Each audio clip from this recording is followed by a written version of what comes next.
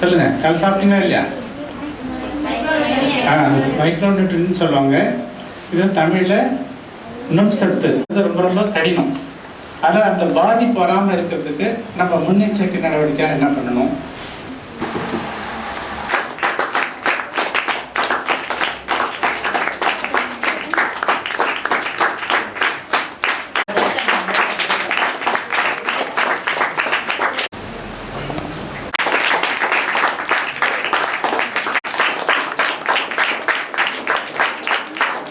பாரத் ஆங்கில பள்ளியினுடைய சார்பாகவும் நடந்து கொண்டிருக்கின்ற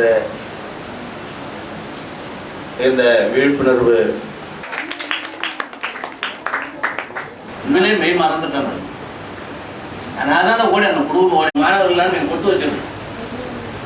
ஒரு சயின்ஸ் டீச்சரால் பாட கிளான்ஸ் வரும், அவர் எந்த கிளான்ஸுக்கு தான் அதுவே நட்டிட்டு போடுவார். அதான் செய்கிறாங்க இப்போ ஒரு டீச்சிங். என்ன அதாவது ஒவ்வொரு நாளைக்கு நமக்கு பழமொழியை சொல்லியிருக்காங்க இல்லையா? அந்த காலத்தில் பெரியவங்க நமக்கு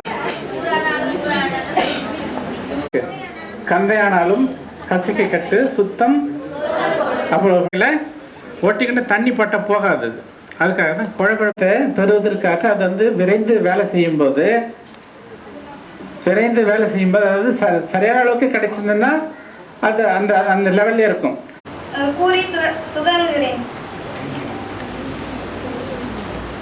நோய் நாடி நோய் முதல் நாடி அது தணிக்கும் வாய் நாடி வாய்ப்பச் செயல் மற்றும் என் தந்தையாக கருதும்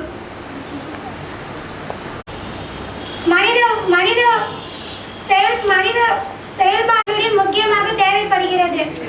அது இயற்கையிலேயே கிடைக்கிறது.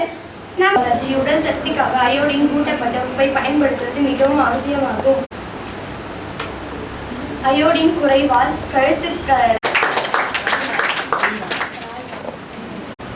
குழந்தையின் உடல் வளர்ச்சி, மன வளர்ச்சி, அறிவு வளர்ச்சி, உடல் சக்தி அளிக்கும் வாய்நாடி வாய்ப்பச் செயல் என்று கூறியுள்ளார். நம் உடலில் 65% அயோடின் உப்பு இருக்கிறது.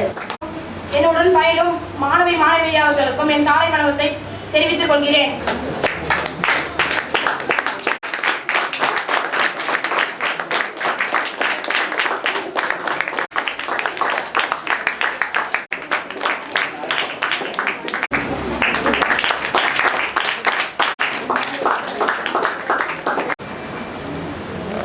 மூலமாக உங்களுக்கு அந்த அயோடினுடைய விழிப்புணர்வு முகாம் நடைபெற்றது.